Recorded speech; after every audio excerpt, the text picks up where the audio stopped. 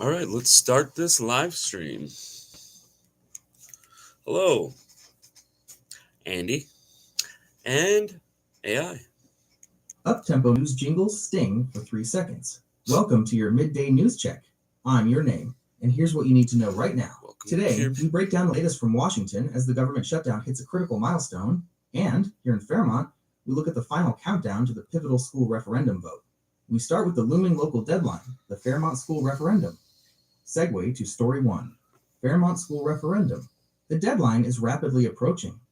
Voters have just under 2 weeks until November 4th to decide on the $21.7 million bond referendum for the Fairmont area schools.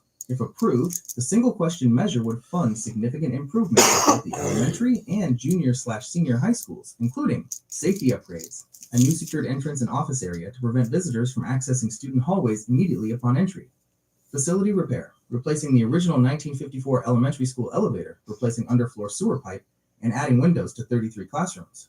Educational spaces, building an addition for the Fine Arts Learning Center. The bottom line, property owners will see a tax increase if this passes. For a typical 200,000 home, the estimated impact is about *7 per month.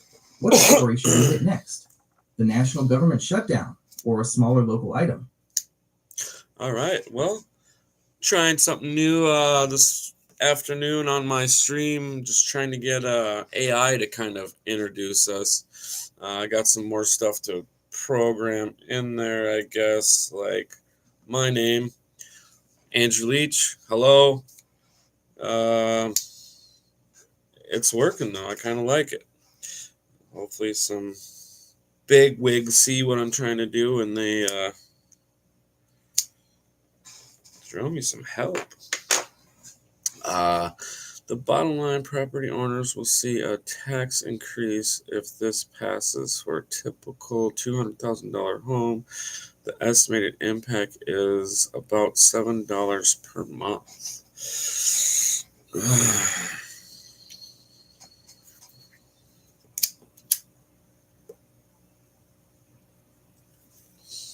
Well, speaking of that, I think we do need... kind of in a rush, woke up late this morning. That's why I'm not doing this until now. All right. And let there be light. That looks better.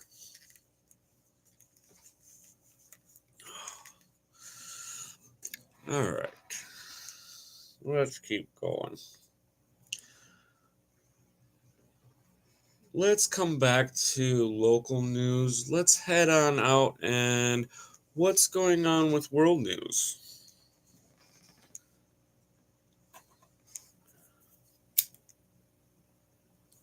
We absolutely will. Let's pivot from the local news and dive straight into the international headlines, starting with the biggest political story, transition phrase. Now let's turn our attention from Main Street to Washington and beyond, where a major crisis is deepening and the clock is ticking. Story 2. U.S. government shutdown enters day 22. The federal government shutdown, which began on October 1st, is now a major national crisis, marking its 22nd day. This makes it the second longest government shutdown of any kind in U.S. history. The stalemate. The core of the issue remains a deadlock over government funding and the expiration of key healthcare subsidies under the Affordable Care Act. Democrats are refusing to vote to fund the government unless the subsidies are extended, while Republicans insist on separate negotiations after the government is reopened. The impact. This ongoing lapse is now directly impacting crucial services.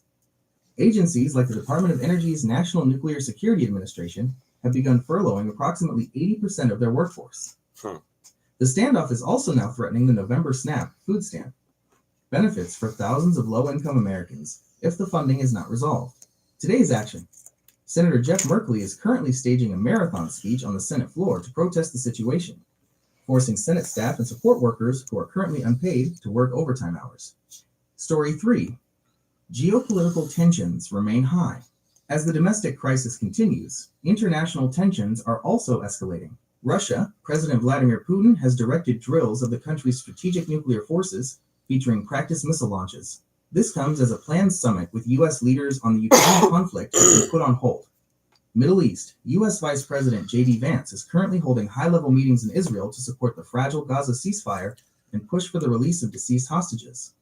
That covers the major national and world stories. What's the next segment? Do you Well, want to wrap up the stream, or should we cover local sports and weather? let's dig a little deeper into the Middle East.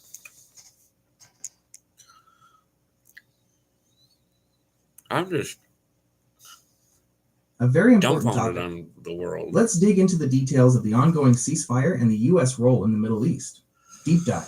The fragile Gaza ceasefire. The U.S. brokered ceasefire between Israel and Hamas, which took effect on October 10th, is under constant stress, despite U.S. officials claiming it is holding better than expected. Vice President Vance's mission. U.S. Vice President J.D. Vance is currently in Israel for a high-level visit to bolster the truce. The message, Vance's presence, along with U.S. envoy Steve Witkoff and Jared Kushner, is intended to send a clear signal that the U.S. is deeply invested in the peace plan and does not want to see the truce collapse. Confidence and caution. Vance has stated he has great optimism that the ceasefire will hold. However, he also delivered a sharp warning. If Hamas does not cooperate, the group will be obliterated. Post-war planning. The visit is focused on the difficult next steps, including how to disarm Hamas and the formation of an international security force for Gaza. Vance mentioned that countries like Turkey and Indonesia are expected to participate in this force. Key sticking points. The peace deal remains precarious due to two major areas of dispute. 1. Hostage remains. While all 20 living Israeli hostages were released on October 13th, the bodies of 13 deceased hostages are still being held in Gaza. Israel accuses Hamas of delaying the return of the remains, a key violation of the deal. Hamas claims the bodies are buried under rubble and locating them is taking time. 2. Ceasefire violations. Both sides have traded accusations of violations.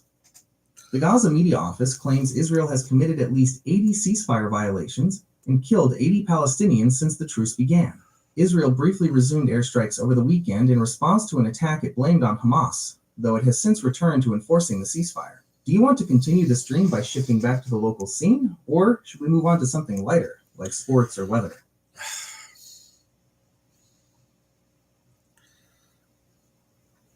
Yeah, what's the weather supposed to be like today and the rest of the week? A little light point. That was pretty rough. I want to get back Today into through Sunday in Fairmont, it'll be sunny. Highs will be around 51 today. Stay around 56 until Saturday, then be around 60 on Sunday. Lows will be around 33 today through Friday, then rise to 44 on Sunday. Monday, it'll be cloudy with a high of 55 and a low of 44. Okay. Tuesday, there'll be light rain with a high of 53 and a low of 38. For an October in Minnesota, it's getting a little too easy to get used to Octobers in the 60s.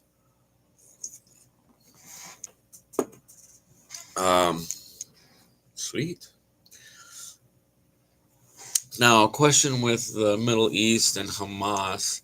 If the death toll is so high in Gaza, how are not 90% of all the terrorist bullshit dead?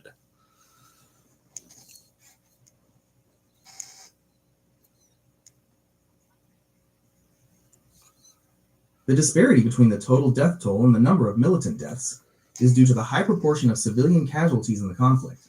Key points on the reported figures. Total Palestinian deaths. As of early October 2025, the Gaza Ministry of Health has reported over 67,000 Palestinians killed. Civilian versus combatant ratio. Multiple sources indicate that the vast majority of those killed are civilians. The Gaza Health Ministry's numbers consistently show that women and children make up the largest percentage of the casualties, often reported at around 70% or more of the total. A joint investigation, citing a classified Israeli military intelligence database as of May 2025, indicated that around 8,900 named Hamas and Palestinian Islamic Jihad fighters had been killed. When compared to the total death toll at that time, this suggests that at least 83% of the dead were civilians. Cause of high civilian toll. This high ratio is attributed to the nature of the conflict in the densely populated Gaza Strip, where militants often operate within or under civilian infrastructure, making the distinction between combatant and non-combatant difficult for the attacking force. In short, the death toll is high. because the overwhelming majority of the dead are civilians, not militants. Yeah, so that's okay. That's what really pisses me off, because why can't Israel target the bad guys better? No.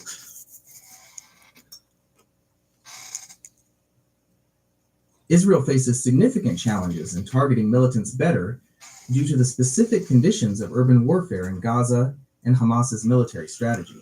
The main reasons for the high civilian to militant casualty ratio include Hamas's tactics. Hamas deliberately embeds its military infrastructure, such as command centers, weapon caches, and rocket launchers, within or beneath civilian areas like residential buildings, schools, and hospitals. Urban density. Gaza is one of the most densely populated places on Earth. The close proximity of civilians to military targets makes it extremely difficult for Israel to strike militants without causing substantial collateral damage. Tunnel system. Hamas utilizes an extensive network of tunnels, the metro, underneath Gaza's civilian infrastructure, including homes and public facilities, to move fighters and weapons, making them hard to detect and target without destroying the structures above. Lack of distinction. Hamas militants typically do not wear uniforms or carry identifying marks, allowing them to blend into the civilian population. This complicates the Israeli military's ability to distinguish combatants from non-combatants, a core requirement of the laws of war.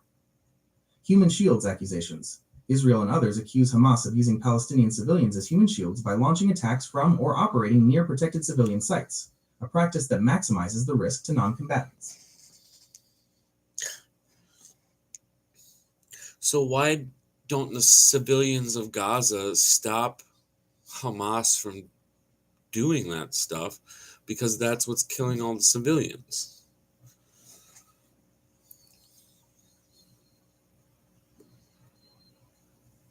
The ability of Gaza's civilians to stop Hamas's military activity is extremely limited due to a combination of political, security, and humanitarian factors. Hamas's coercive control. Hamas is the ruling authority in Gaza and has a history of violently suppressing dissent and protests against its rule. Human rights groups report that Hamas has used arbitrary arrests, torture, and force against critics, journalists, and activists. Lack of alternatives. The civilian population has no effective, organized political or security force to challenge Hamas. Any large-scale, open opposition would be met with overwhelming force by Hamas's security and military wings. Fear of reprisal. Civilians who might attempt to stop military activities near their homes face the immediate threat of lethal or harsh punishment from Hamas. Furthermore, speaking out publicly against Hamas risks their safety. Humanitarian crisis. The population is currently focused on survival due to the catastrophic humanitarian crisis, which includes mass displacement, famine-level food shortages, and lack of medical care. This severely limits their capacity to organize and engage in widespread resistance. Operating from civilian areas.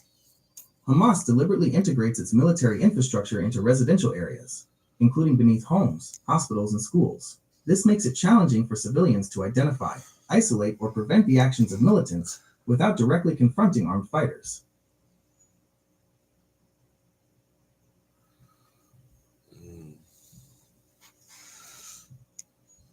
So none of the civilians have weapons to defend themselves with?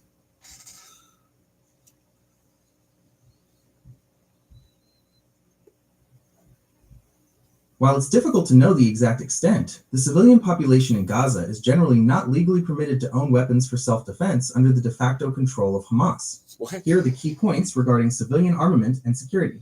Hamas's monopoly on force. As the ruling power, Hamas and its security forces maintain a strict grip on armed control in the territory. They actively suppress dissent and keep a close eye on any other armed groups or individuals that are not under their direct authority. Targeting rivals. Reports indicate that Hamas has used force against rival militias and clans, including disarming or eliminating them to ensure their own security control over the population. Militant involvement. While most civilians are unarmed, Hamas does intentionally hide weapons and military infrastructure in civilian homes and buildings. Some civilians are coerced or choose to be involved with Hamas's operations, complicating the distinction between combatant and non-combatant. Safety and reprisal. For an ordinary civilian to attempt to acquire a weapon for self-defense or to challenge Hamas would likely result in harsh punishment, detention, or death at the hands of Hamas's security apparatus.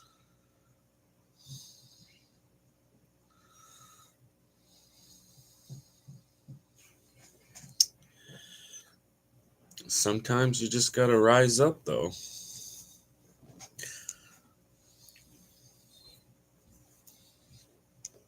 You know? The impulse to rise up is understandable given the devastating situation, and civilians in Gaza have, in fact, protested against Hamas, particularly during periods of intense hardship. However, any such movement faces extreme danger because Hamas maintains control through force. Violent suppression. Hamas has a history of brutally cracking down on peaceful dissent. When protests against their rule or economic conditions have occurred, Hamas militants, often armed, have forcibly dispersed crowds, assaulted protesters, and detained activists. Targeted reprisal. In a notable recent example of anti-Hamas protests that broke out during the current conflict, there were reports that Hamas security services kidnapped, tortured, and executed a youth activist who had participated in the demonstrations as a clear act of intimidation against other potential protesters. Military superiority. Hamas is a heavily armed organization that controls all security and governing institutions in the territory. Any form of armed civilian uprising would be quickly and violently crushed by their military and police forces. Therefore, for the civilians, rising up is not just a political act, but a life-threatening risk of execution or torture at the hands of their rulers. Huh. It's so sad. It's a sad situation. Sad way on how to handle it, you know.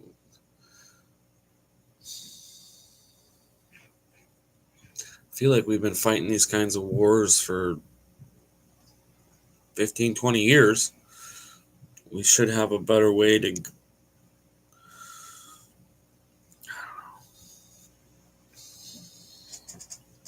should have a better way just to fucking communicate and live.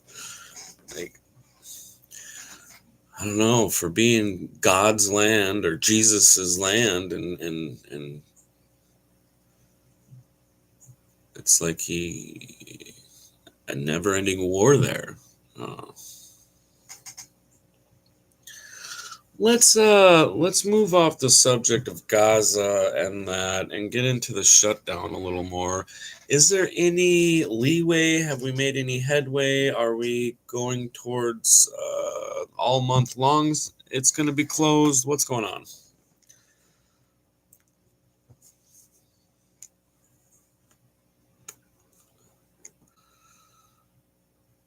The U.S. government shutdown is now in its third week and has just become the second longest of any kind in U.S. history as of today, October 22nd, 2025. Headway and outlook. No breakthrough. There has been no significant headway. The Senate has failed to pass a short-term funding bill to reopen the government multiple times, most recently for the 11th time. The stalemate. The core issue is a political stalemate. Republicans, House. They passed a short-term bill to fund the government until November 21st, but it omits key Democratic priorities.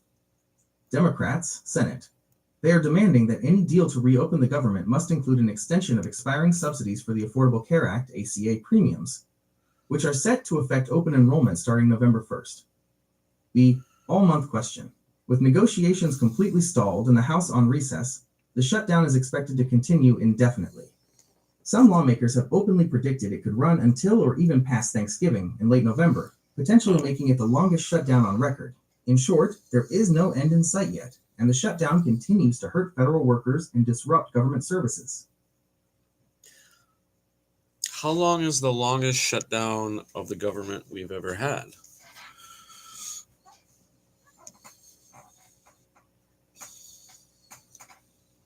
The longest U.S. government shutdown in history lasted 35 days. It occurred from December 22nd, 2018 to January 25th, 2019, during President Donald Trump's first term, and was primarily over a dispute about funding for a wall on the U.S.-Mexico border.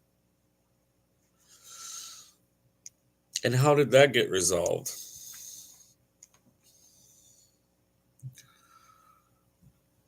Just all the shit. The longest shutdown, 35 days from late 2018 to early 2019, was resolved when President Trump agreed to sign a temporary measure to reopen the government for 3 weeks. This measure, a continuing resolution, CR, funded the government until a new date, allowing negotiations to continue, but it did not include the $5.7 billion he had demanded for the border wall. Ultimately, facing mounting public pressure and the effects of federal workers missing their second paychecks, President Trump conceded on his central demand to simply get the government reopened. Okay. And it doesn't seem like this time either side's gonna budge a little bit.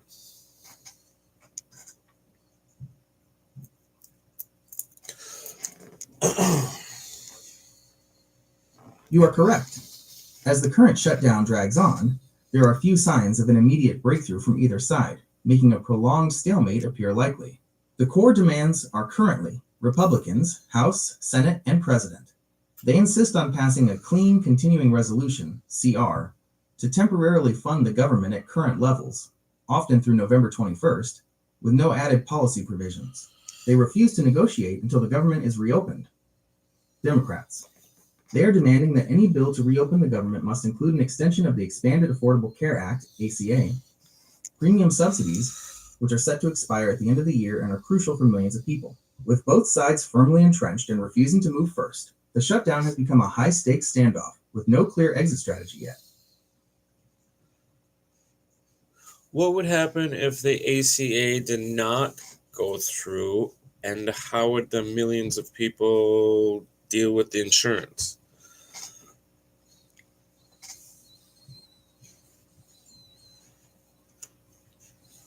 So this has been kind of weird. So I use Gemini for most of my stuff. Well, I don't pay for Pro and all this other stuff. I know all that shit makes the world go round, but I've done multiple videos of this, and I've sat and talked for an hour with Gemini. Now all of a sudden it says 22 minutes, probably a little over that. I talked to Gemini getting ready for this, so maybe a half an hour, and now it just said that I've asked too many questions. So the AI is, whatever, the programming, however that works, is starting to get to know users, and users that are using it more, they're not letting them use it.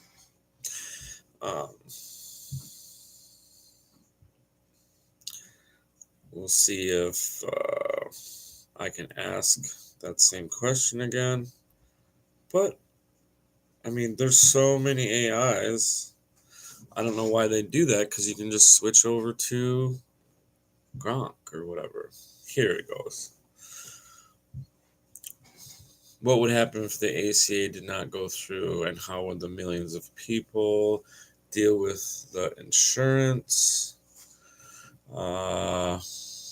If the Enhanced Affordable Care Act, ACC, premium subsides are allowed to expire at the end of the year, millions of people would face significantly higher costs for their health insurance, leading to a rise in the... If the Enhanced Affordable Care Act, ACA, premium subsidies are allowed to expire at the end of the year, millions of people would face significantly higher costs for their health insurance, leading to a rise in the uninsured rate. Key impacts of expiration. Soaring premiums. The average annual premium payment for subsidized enrollees is estimated to more than double, a 114% increase, from about $888 to over $1,900 per year. Loss of subsidies for middle-income earners, the subsidy cliff. The expanded subsidies temporarily remove the income cap for eligibility. If they expire, subsidies will be cut off completely for people with incomes above 400% of the federal poverty level, roughly $60,000 for an individual, or $125,000 for a family of 4. These individuals would have to pay the full unsubsidized cost of their plan. Millions would become uninsured.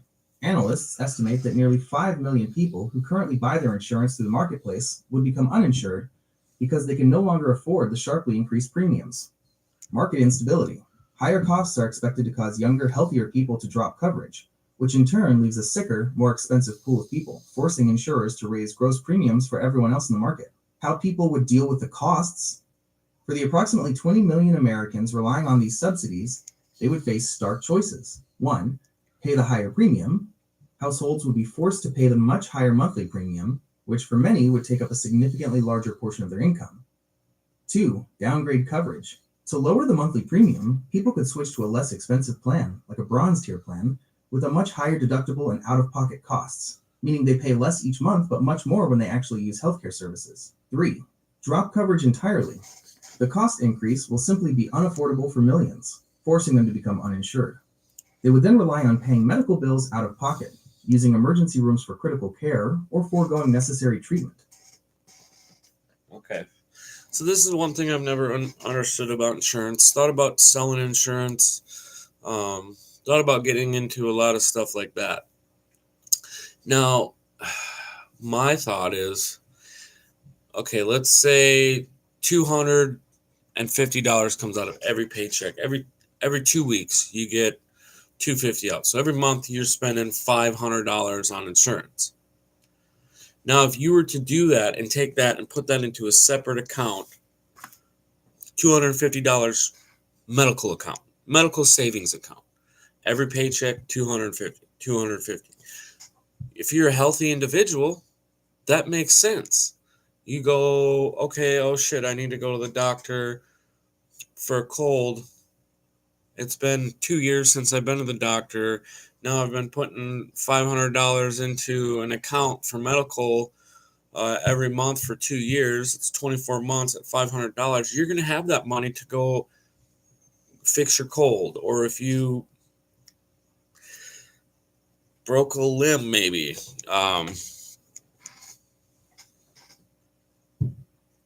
Now with, if that's a direction, let's say that's a direction we all went in the United States. You just get medical practices fucking over people more. So I don't know. And you probably wouldn't come close to being able to afford, a $10,000 surgery, because obviously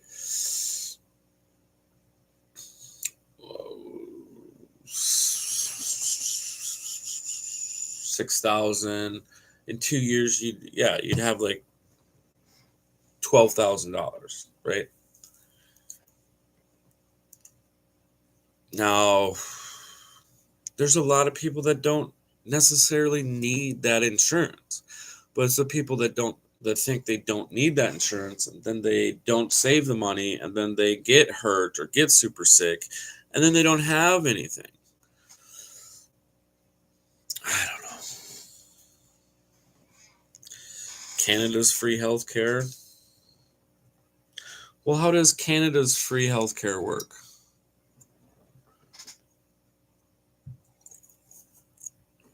And if Gemini doesn't... Canada's healthcare is not technically free, but it is a publicly funded universal system that provides essential medical services at no direct cost to the patient at the point of care.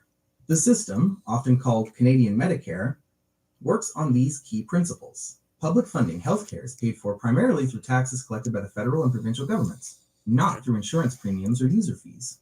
Decentralized administration.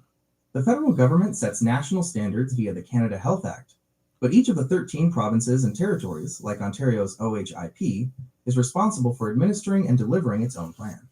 Full coverage. Provincial plans must cover all medically necessary hospital and physician services for all eligible residents. This includes most doctor visits, hospital stays, and diagnostic tests, like MRIs or X-rays. No user fees. For covered services, citizens and permanent residents present their provincial health card and pay nothing out of pocket, eliminating medical debt from these services. What is not covered? Many common services are not included in the public system and require private insurance or out-of-pocket payment. Most prescription drugs outside of a hospital setting. Dental care, unless performed in a hospital. Vision care, eye exams, glasses. Ambulance services. Fees vary by province. Services from specialists like physiotherapists or chiropractors. Most Canadians have supplementary private insurance, often through their employer, to cover these gaps. Okay. So they still have some kind of supplement insurance on top of... Okay. That seems even more complicated than what we're trying to do. if in Canada, dental, vision, ambulance service, mental health, chiropractics,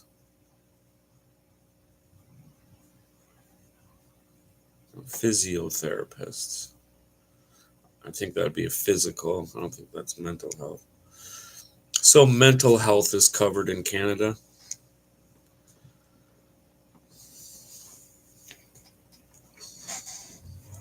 Mental health is covered in Canada, but the level of coverage depends heavily on the type of professional and the setting in which the care is delivered. In general, the Universal Public Healthcare System, Canadian Medicare, covers psychiatrists. Because they are medical doctors, their visits and services, including diagnosis and prescription of medication, are covered by provincial health plans. Okay. However, long wait times for appointments are common. In hospital care, all medically necessary mental health treatment provided within a hospital setting is covered. What is often not covered, the public system typically does not cover services provided by allied health professionals in private practice, such as psychologists, psychotherapists, counselors. Accessing these forms of talk therapy or counseling usually requires private insurance. Many Canadians rely on private insurance, often through their employer, to reimburse a portion of the cost, which may be capped annually. Community programs. Some provinces and communities offer free, publicly funded mental health services through specific community agencies or specialized programs, but these may have waiting lists. Out-of-pocket payment. Many people must pay the full cost of private therapy themselves. Therefore, while essential psychiatric and hospital-based mental health care is publicly covered, comprehensive, long-term psychotherapy is often only partially or not at all covered by the universal system. So in the United States, if you didn't have insurance, how much average would it cost to go see a doctor? That's just a normal. The cost to see a doctor in the United States without insurance is highly variable, but for a standard office visit, it typically falls in this range. Average cost for a doctor's visit without insurance. Visit type. Average cost range. Primary care office visit. General practitioner. See, that's crazy. $150 to $300. Specialist visit, e.g., dermatologist, cardiologist. $150 to $600 plus. Retail walk-in clinic, e.g., in a pharmacy. $60 to $100. Urgent care center, $150 to $250. Emergency room visit, $1,500 to $3,000 plus. Crucial factors. 1. Complexity. Yes. These estimates are for the office visit itself. The final bill will be significantly higher if you need lab tests, e.g., blood work, strep tests, diagnostic imaging, e.g., x-rays, procedures, e.g., stitches, vaccinations. 2. New versus established patient. A first visit to a new doctor is often more expensive than a follow-up. 3. Location. Costs can vary significantly by state and city. 4. Discounts. Many providers will offer a self-pay or cash price discount to uninsured patients. Federally qualified health centers, FQHCs, also offer services on a sliding scale fee based on income. Okay. Why does it cost more if you're a new patient? That doesn't make sense to me. The reason the new patient visit costs more is primarily due to the significantly greater amount of time and work required from the doctor and their staff. Here are the key factors. 1. Comprehensive history and assessment. For a new patient, the physician must spend extra time gathering and documenting a complete medical history, which includes past medical conditions and surgeries, family history, medication and allergy lists, social history, lifestyle, habits, thorough physical examination related to the new complaint. This process is far more time-consuming than checking in with an established patient whose records are already known. 2. Billing codes, CPT. The U.S. healthcare system uses specific current procedural terminology, CPT codes, for billing. New patient codes are generally reimbursed at a higher rate because they require a more extensive evaluation and management, EM service, compared to established patient codes. 3. Establishing a care plan. For a new patient, the physician must establish the initial diagnosis and long-term plan of care. For an established patient, the visit is typically focused on reviewing progress, managing a known condition, or making minor adjustments to an existing plan. An established patient is defined as someone who has received professional services from that provider or another provider of the exact same specialty in the same group practice within the past 3 years. Huh. Well, that's interesting. All right. Well, that's a little bit of shutdown information. So we've touched base on Gaza and the shutdown. Is there any other news worldwide? Major news? Sure, there's a lot of other news, but major news. Beyond the Gaza situation, here are some other major worldwide news developments. Russia-Ukraine conflict. The war remains active, with a recent focus on Russian strikes methodically targeting Ukraine's energy infrastructure. Ukrainian President Zelensky has voiced support for a U.S. proposal to freeze the war at the current front lines, although Russia has publicly rejected the idea.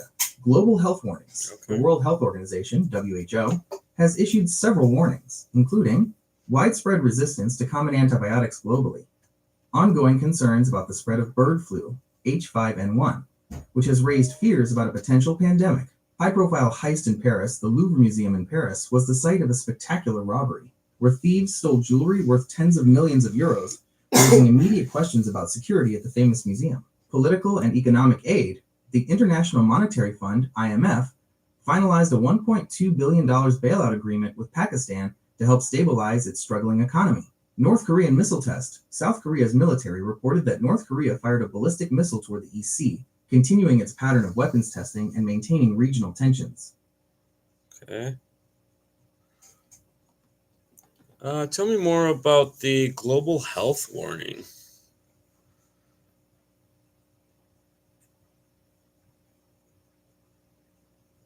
The primary global health concern right now is a sharp and worsening surge in antimicrobial resistance, AMR, with secondary concern over bird flu, H5N1. 1.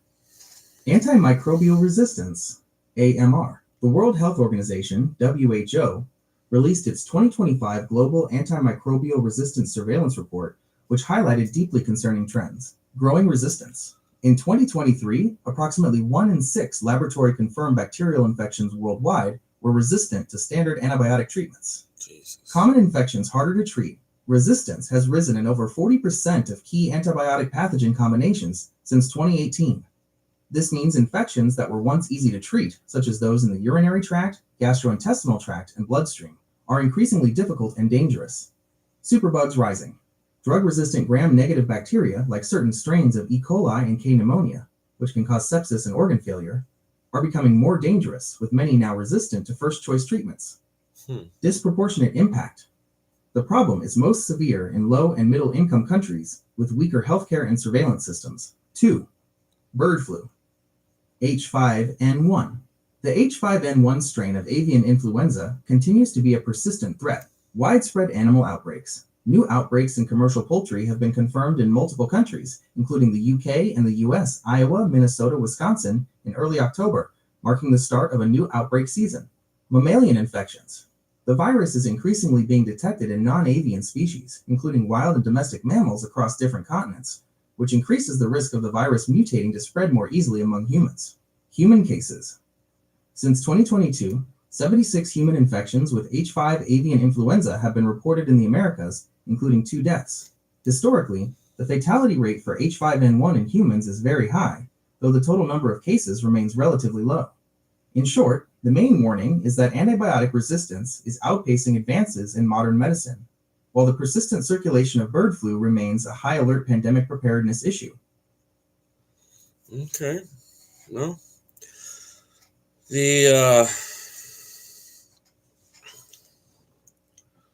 why has the antibiotic resistance gotten so bad since 2018?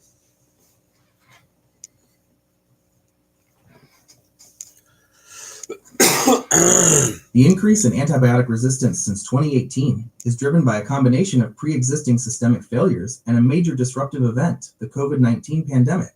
Here are the main contributing factors. 1. The The COVID-19 pandemic's impact. The pandemic significantly reversed progress against AMR, particularly in hospital settings. Overuse in hospitals.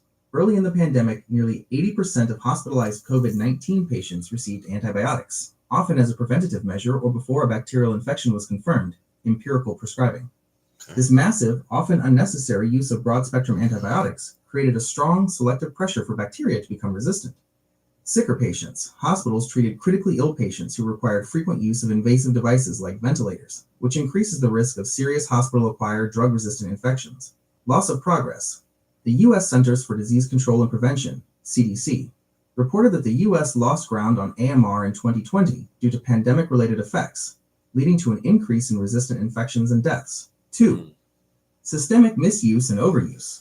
This is the long-term underlying driver that the pandemic accelerated. Healthcare misuse. Antibiotics are still frequently overprescribed for viral infections, like the common cold or flu, where they have no effect. Over-the-counter access. In many low and middle-income countries, antibiotics are available without a prescription, leading to widespread self-medication, incorrect dosing, and incomplete treatment courses, all of which encourage resistance. Agriculture and livestock. The widespread use of antimicrobials in food production, livestock, poultry, and aquaculture, to promote growth and prevent disease, creates a large reservoir of resistant bacteria that can transfer to humans through the food chain or environment. Poor sanitation. In regions with weak health systems, overcrowding, and inadequate sanitation, infectious bacteria, including resistant strains, can spread rapidly in communities and health facilities. The WHO report highlights that resistance levels are consistently highest in regions where these systemic factors, especially easy access to antibiotics and weak health infrastructure, are most prevalent.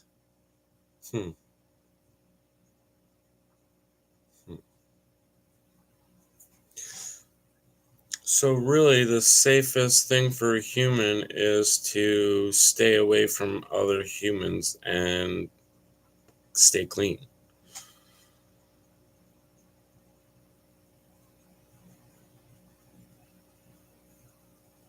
Not necessarily.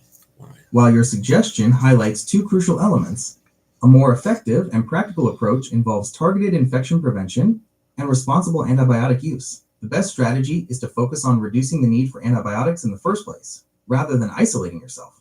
The key actions to combat antibiotic resistance are: 1. Strict and targeted hygiene. This is critical. Washing hands frequently, especially before eating and after using the restroom or being in public, directly prevents the spread of all germs, including resistant bacteria. Proper food preparation is also essential. 2. Vaccination. Getting vaccinated for preventable illnesses, like the flu or other bacterial/viral infections, reduces your risk of infection, which, in turn, reduces the need for an antibiotic prescription. This is one of the most effective ways to break the cycle. 3. Responsible antibiotic use, stewardship. This is where you directly fight the resistance development. Do not ask for antibiotics for viral infections, colds, flu. Take antibiotics exactly as prescribed, completing the full course even if you feel better. Never share or use leftover antibiotics. All right. Well, that is that. I think let's go to some local news now. Now let's dig a little deeper into some local news. What's going on in Martin County?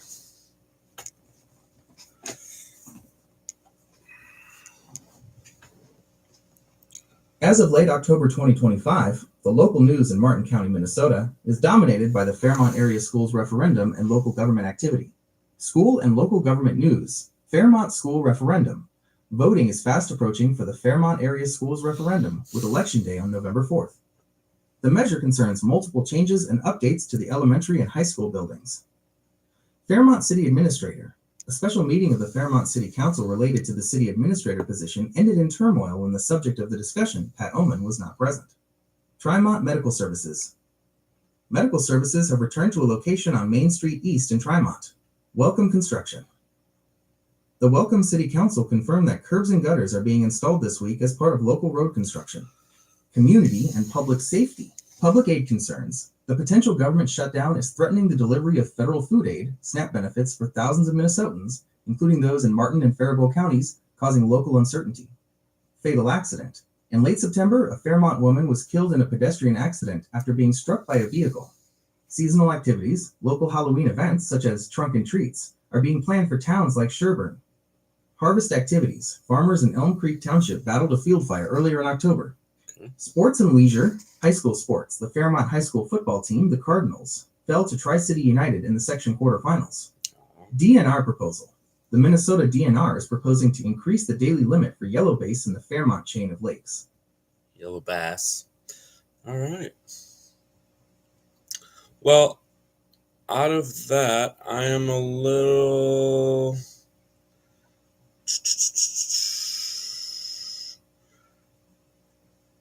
Tell me what's going on more with the referendum.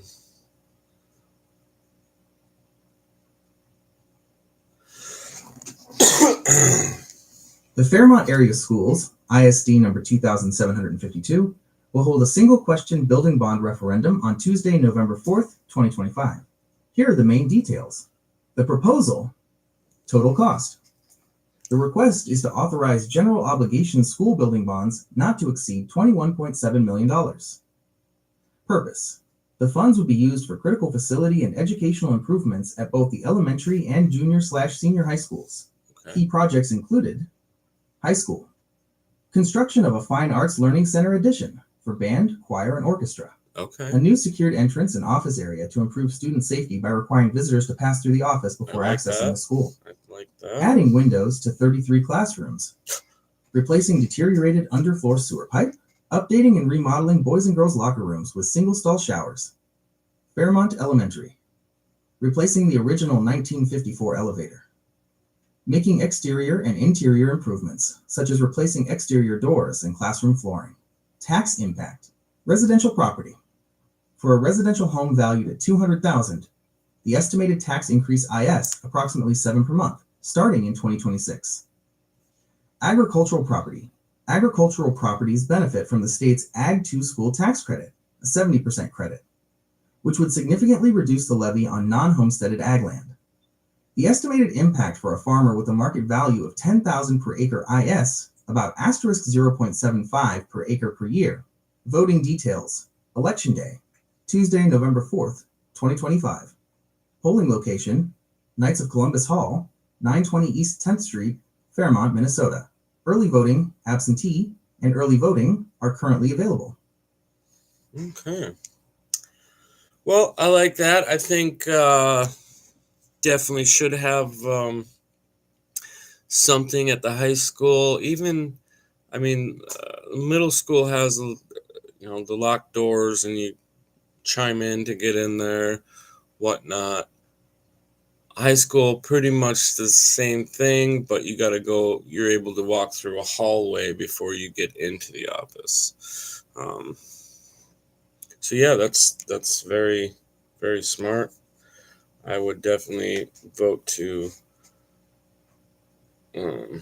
parts of that. Obviously, um, I would want to look into the shower situation.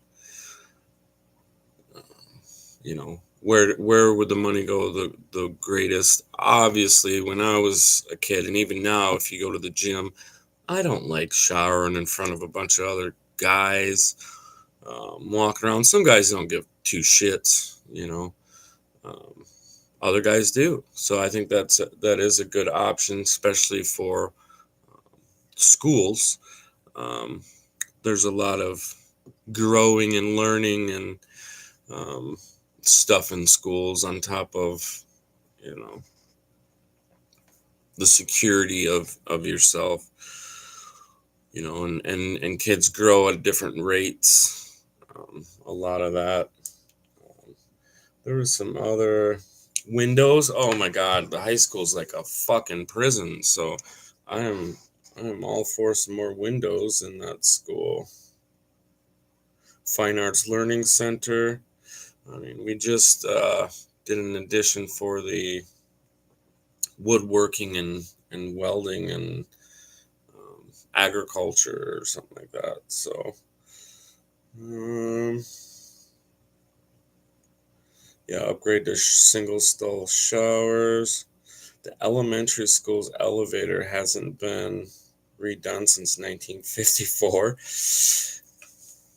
I would be curious on how much that elevator really got used, because when I went to school, I knew it was there.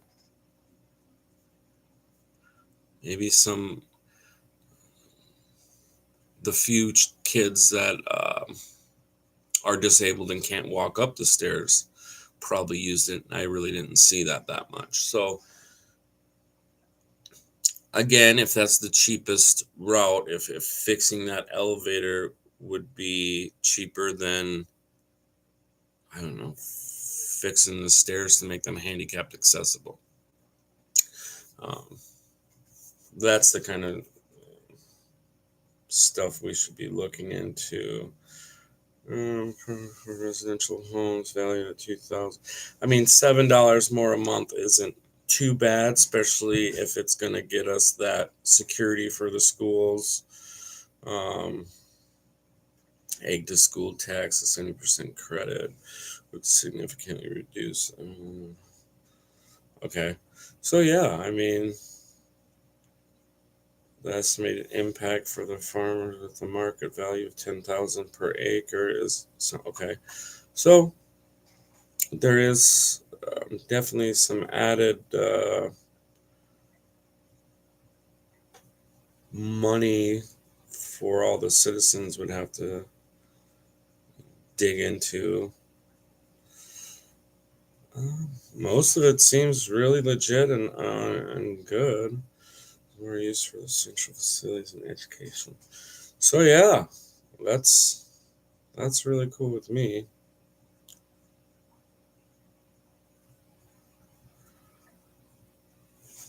All right, what's going on in sports in Minnesota? Minnesota sports. Let's learn a little bit about sports before we take off. There's plenty happening in Minnesota sports right now, with the Vikings and Wild in season, the Timberwolves starting up, and the Gophers football team earning a recent win.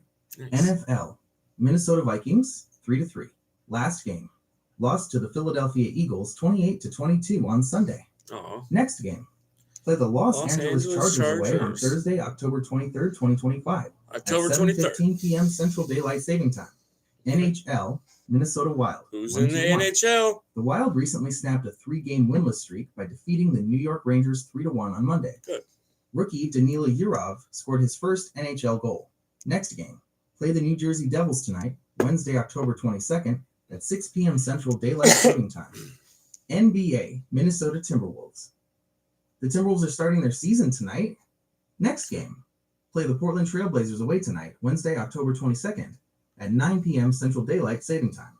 College football, Gophers, 5-2. The Golden Gophers recently defeated number 25 Nebraska 24-6. The defense was dominant, sacking the quarterback a school record 9 times. MLB Minnesota Twins. The Twins' 2025 season is over as they did not make the playoffs. Aww. Former Twins star Jorge Polanco, who was traded to the Mariners, has been a major contributor in the ongoing MLB postseason. Well, there's a little sports update for you guys. Well, let's close out this live stream, and what do you got for that? What is your next request? Or, if you are looking to close the stream, I am ready to sign off. All right, let's sign off. Sounds good. Have a great day. That's not what I meant. How about you close the live stream out with something you say? I don't know. Thank you for joining me for this live stream. I hope the information on the local referendum and Minnesota sports was helpful.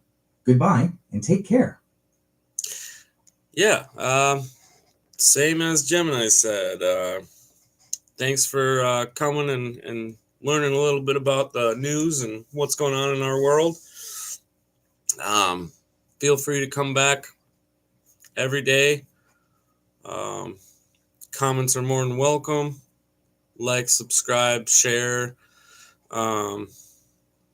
Yeah, join me. You got some questions? We'll get them questions rolling. We'll look into them. Looking to create a little community here. Have a wonderful day, guys.